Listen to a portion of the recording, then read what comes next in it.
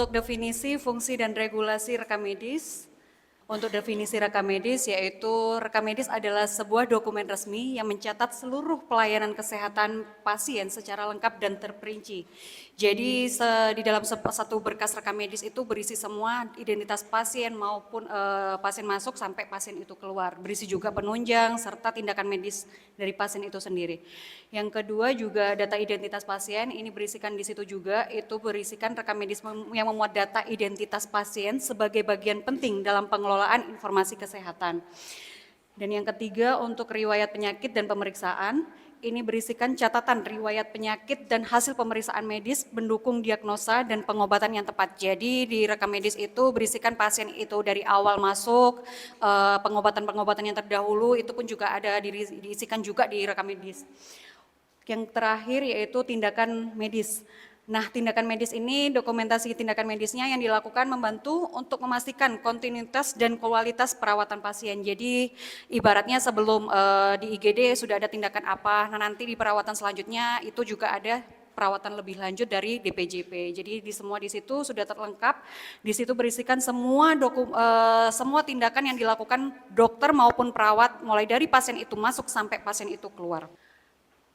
Apa sih fungsi rekam medis bagi pasien dan institusi kesehatan? Yang pertama yaitu komunikasi antar tenaga kesehatan, itu pasti ya, karena rekam medis memfasilitasi pertukaran informasi penting antar tenaga kesehatan untuk pelayanan pasien yang efektif dan terpadu. Jadi ini kan komunikasi antara kita, antara perawat dan dokter. Jadi apa yang kita lakukan di situ kan sudah tercatat, baik di situ kan sudah ada tanggal, jam, apa yang sudah dilakukan, obat-obat apa yang masuk di situ kan juga dicatat. Jadi kita bisa jadi kita bisa melihat apa saja sih pengobatan pasien ini. Nah, itulah untuk digunakan sebagai komunikasi antar tenaga kesehatan. Yang kedua, sebagai bukti pelayanan kesehatan. Dokumentasi rekam medis ini berfungsi sebagai bukti resmi pelayanan yang telah diberikan kepada pasien. Jadi di situ kan di dalam rekam medis itu ada form-form yang semua berisi lengkap, apa saja yang kita lakukan, apa saja yang kita berikan kepada pasien, baik kita edukasi, baik kita lakukan tindakan, di situ sudah lengkap. Jadi kita ada bukti nih bahwa kita sudah melakukan apa yang sudah diberikan, apa yang sudah diperintahkan oleh DPJP.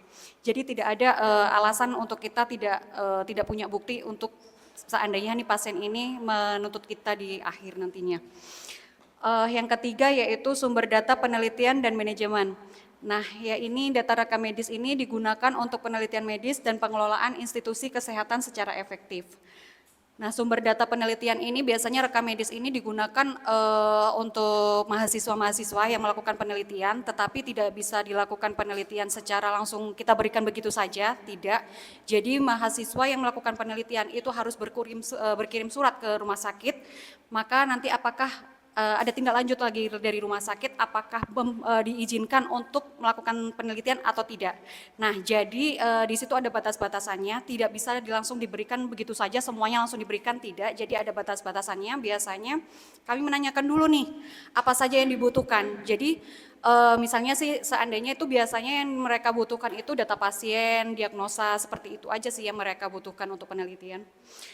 Yang terakhir yaitu sebagai alat pembelajaran dan evaluasi. Nah, rekam medis ini menjadi bahan evaluasi mutu dan alat pembelajaran bagi tenaga kesehatan demi peningkatan pelayanan. Nah, yang untuk alat pembelajaran dan evaluasi ini biasanya rekam medis itu digunakan pada saat pasien pulang, kan kita melihat nih, lengkap dan tidak lengkap. Nah, dari situlah kita evaluasi. Pasti pasien itu, pasti berkas rekam medis itu banyak yang tidak lengkapnya. Mungkin ada seringkali ya kita terjadinya resum nggak lengkap, LO nggak ada, terus habis itu CPPT-nya itu kurang jam tanggalnya itu juga tidak ada, tanda tangan pun tidak ada. Nah, itulah sebagai bahan evaluasi. Apa sih masalahnya di sini, kenapa kok nggak lengkap? Nah, dari situlah kita penilaiannya, apa ada tindakannya, apa selanjutnya yang akan kita lakukan di kemudian hari.